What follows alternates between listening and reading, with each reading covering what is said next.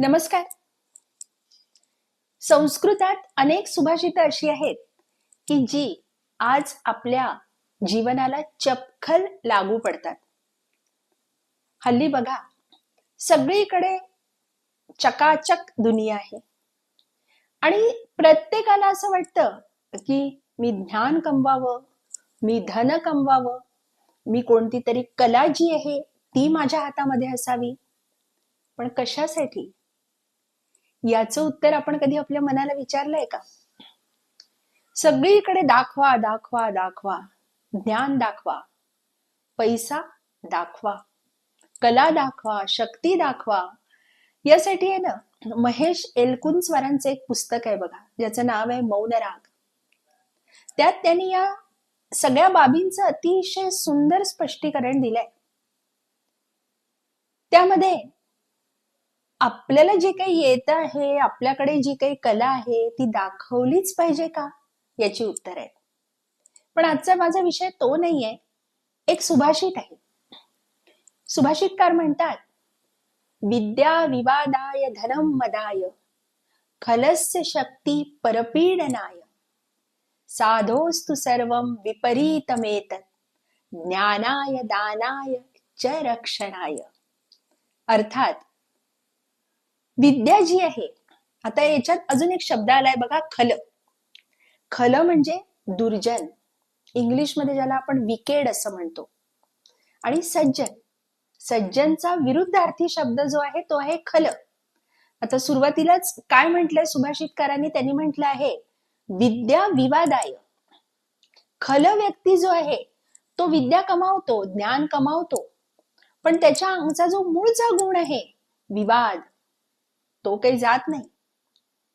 म्हणजे बघा कसं, मला फार गंमत वाटते नेहमी की काल एक फेसबुक पोस्ट होती आणि त्या फेसबुक पोस्ट मध्ये एक काहीतरी आकडा होता की शास्त्र इतकी आहेत आणि पुराण इतकी आहेत.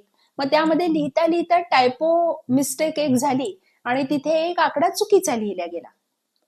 तर 2-4 जण केवळ तेच पॉइंट आउट करत होते, पण त्यामध्ये लिहिलेली माहिती किती छान होती, ती त्याची स्तुती करता यायला हवी. मग काय झालं इथे? बघा काय झालं, विवादाय. ज्ञान जे आहे ते विवाद करण्यासाठी झालं. धनम मदाय.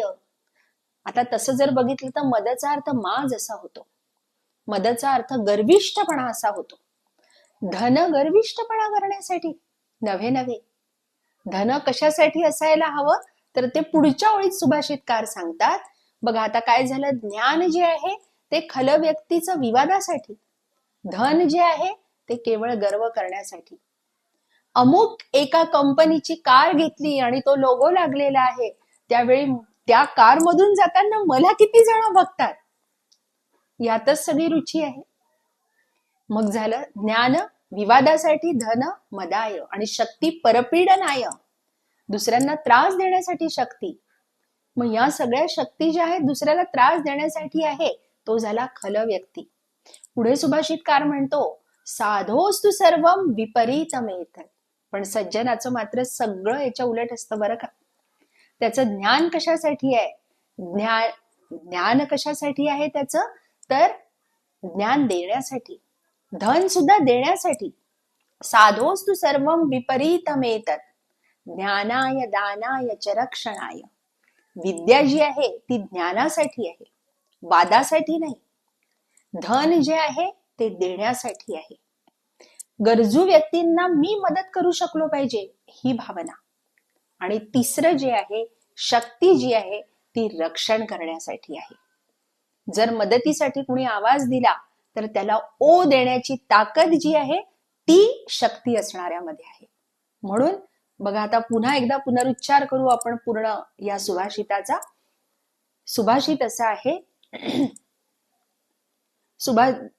विद्या विवादाय धनम मदाय, खलस्य शक्ती परपीडनाय, साधोस्तु सर्वं विपरीतमेतत्, ज्ञानाय दानाय च रक्षणाय. आणि म्हणूनच ही सुभाषितं जर आपण अंगीकारली तर मला वाटतं आपण अधिक नम्र होत जातो, सज्जनतेकडे आपली वाटचाल सुरू राहते.